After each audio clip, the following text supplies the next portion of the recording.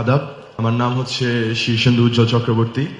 আমার প্রশ্নটা হচ্ছে যে প্রিভিয়াসলি একজন বলেছেন যে আপনারা একটি ইসলামিক বেসড পলিটিক্যাল পার্টি।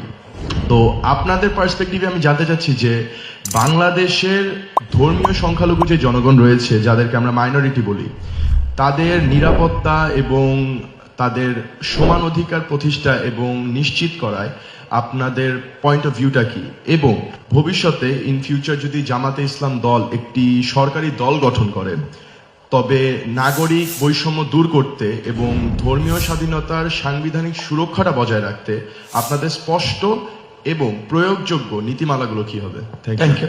উনি একটা কনসার্ন এক্সপ্রেস করেছেন যে বাংলাদেশে মুসলমানরা হলো সংখ্যায় মেজরিটি, যদি আমরা ধর্মের দিক থেকে বিবেচনায় নেই। এখানে আরো অন্যান্য ধর্মের লোকেরা আছে যাদেরকে উনি বলেছেন যে বলা হয় মাইনরিটি।